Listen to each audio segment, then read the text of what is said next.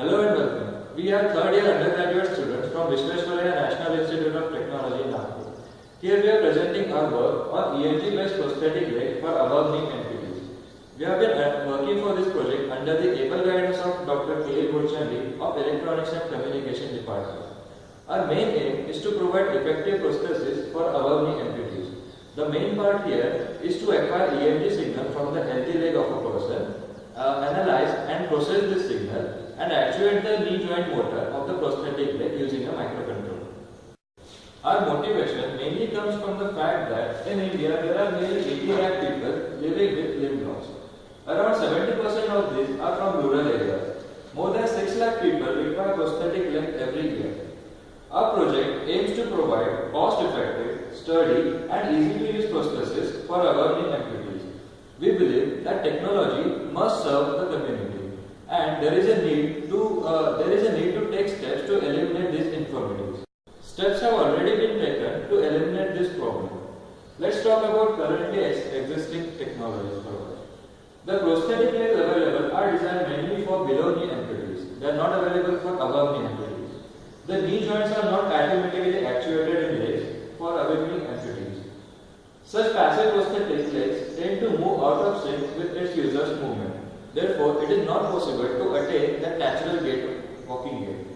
Other drawbacks of traditional prosthetics include needs frequent adjustments, poor shock attenuation, typically expensive and heavy weight. Considering all the shortcomings of the currently available technology, we have proposed our solution. Our solution includes: in order to achieve the natural movement of the leg, it is essential to move it in synchronization with the healthy leg of the amputee. So, our proposed solution is to acquire the EMG signal from the calf muscles of the healthy leg, analyze them, and actuate the prosthetic leg according to these signals. With a powered knee joint, the amputee will be able to walk with decreased hip effort and expending lesser energy than they would while using passive prosthesis. A user-friendly interface provides easy switching between different modes like walking, kicking, running, and other different functions. Now, how our approach of EMG signals is better. First of all, it helps to attain that more natural walking gait. It is less expensive. It has better shock absorption. It works in synchronization with the healthy leg. Sturdy and capable of functioning in adverse environmental conditions. It enables variable speed walking and perform different functions. Provides user-friendly interface to switch between various modes. It has high strength and light weight. Now I will explain our work in order to achieve the proposed solution. During initial stage of our work, we studied normal human walking gait. In normal human walking gait, 70% of body weight is shifted alternately from one foot to another. The forward motion of leg in swing phase is started when 70% of body weight is transferred on the other leg. So it is very important to take this point so that we can actuate knee joint and prosthetic leg at this point. For this we have used electromyography. Electromyography is a technique to detect electrical muscle activity. When a muscle contracts, electrical activity generates an action potential which propagates through the muscle fiber. We took several EMG recordings, and on analyzing them, we observed that EMG signal values tend to follow certain patterns based on the muscle activities during walking. This figure shows the muscle activity in right leg during normal human walking. Whichever muscle shows the electrical activity, those are highlighted in red color. Maximum amount of electrical activity is shown in calf muscle whenever 70% of weight is shifted on the right leg. So it is correctly depicted in the fifth position of this figure. So we chose the calf muscles to take EMG signal values in order to actuate the prosthetic knee joint motor.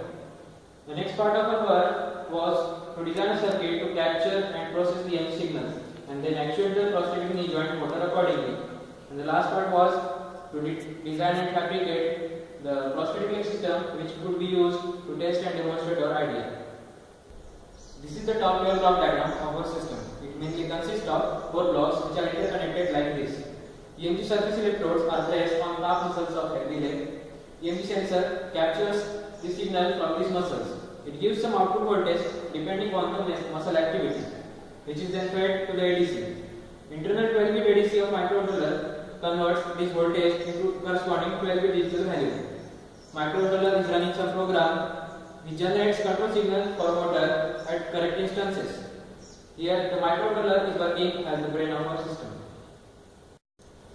Now I will explain EMG acquisition in detail. To acquire EMG signal, we have used HEG cell type surface electrodes. We have preferred to use these because they are inexpensive and disposable. So they are more suitable for the low cost applications. To capture the EMG signals, we have used 3 differential electromagnetic sensor. This means that to capture EMG signals, we have to place 3 surface electrodes on 3 parts of muscle body.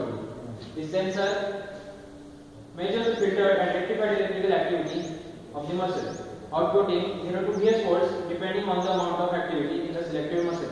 Here, Vs signifies the source of voltage of power source. Here we can also adjust the gain using onboard potentiometer. To implement the electronic circuit, we have used various Texas Instrument components like microcontroller TN Stellaris TKLM4F120XL, motor drive IC L298 and voltage regulator ICs 7805 and 7905. The first part of our implementation is analog to digital converter. To monitor the EMG signal values, we have to convert output voltage of sensor into corresponding digital values. Here the conversion should be of high resolution and high speed. We have used internal 12-bit ADC of microcontroller for this purpose. So it proved to be of sufficient resolution and speed. Second part is motor driving unit. We have used a high torque and high RPM DC motor to drive the actuated knee joint. But this motor works on high voltage and high current supply. This supply can't be supplied using the GPIO pins of microcontroller. So we have used a motor drive IC L298. And the power supply of complete electronic circuit was also important. The sensor we have used requires a dual power supply and the remaining electronic circuit requires a constant positive voltage power supply. So we have achieved both of these using voltage regulator ICs 7805 and 7905. This is the flowchart of our system. This explains the implementation in detail. At the start of program, the analog voltage from the sensor is read. Then it is fed to ADC. ADC converts the voltage into corresponding 12-bit digital value. This 12-bit digital value is fed to the decision block. This block takes a decision whether a motor is to be actuated or not. If decision is yes, then control signals are sent to the motor driver unit. And everything in this flow chart is running in a continuous loop, so that it ensures the continuous operation of the system. Now I will explain mechanical design in detail. Our prosthetic leg system consists of 4 parts, mainly fitting frame, lower leg part, worm and worm wheel arrangement and the motor. Our prosthetic leg requires a transmission system which could provide high torque and high speed. For that we have used worm and worm wheel arrangement so that it could provide better reduction ratio, noiseless transmission and torque enhancement. While designing our prosthetic leg, the main constraint was the weight. So we have designed our leg using strong and lightweight plastic material so that it could bear the weight of damp duty. Also the best part is this prosthetic leg can be fitted to the stump using 3D printed sockets, which can be customized according to the resident part of thigh of the amputee. Here we are going to discuss important part of our project and our presentation. In this particular slide, we are observing that the EMG signal recordings are obtained when the electrodes are placed on the calf muscles of the right leg.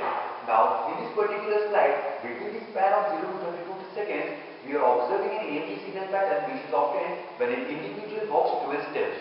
Now, it can be easily concluded that whenever an individual walks 12 steps, the 70% of the body shape is shifted on its right leg only 6 times, and thus correspondingly only 6 clicks are obtained here. Now, whenever an individual walks, it never exerts an equal amount of pressure on its right leg at different instants of time. So, we have obtained different peak values. Now, we have to differentiate these peaks easily. So, we have to set thresholds such that these peaks can be easily calculated. In the practical scenario, we observe that a person never walks at a constant speed. Its speed varies with a different situation. Now, based upon our previous algorithms, we actuate the knee joint motor whenever a peak is detected. Now, whenever a person walks in a very speed, our knee motor is actuated with a constant speed only, whether the person is walking slowly or is walking fast. So, to solve this problem, we have to consider another parameter. Now, this another parameter is the time interval between the two peaks. Now, one can easily understand that whenever a person walks slowly, the time interval between these two peaks will be large. Now, based upon this time interval, we can just actuate the knee motor with the different speed. For example, if the time interval between these two peaks is large, we will actuate the knee motor slowly. So, when a person walks slowly, the knee motor will be actuated slowly. So, it will lead to the stability. And also, whenever a person walks slowly, the time interval between the next page will becomes very less. So, the knee motor will be actuated at that period of time at a comparatively greater speed. So, it will lead to the stability in overall process. So, after exhaustive experimentation, we have obtained several results which are really appreciable and quite satisfactory. Based upon our previous experimentations, we have obtained these important results. Now, the knee motor must be actuated only when the peak is obtained so that it is perfectly synchronized with the motion. Also, we have not tested our prototype on the actual amplitude. For implementation on the actual amplitude, the amplitude has to be trained on using the processes. This particular slide shows our conclusions and future work. Control of knee bending gives one-step improvement to the passive leg processes which enables the amputee for the normal human walking gait. Also, we have developed our processes using various simple components which are easily available. Also, these components can be easily modified so that the system is properly optimized. Also, depending upon the comfort level of the user, the degrees of freedom can be increased. These are some of the important differences which we have used resourcefully during the course of our project.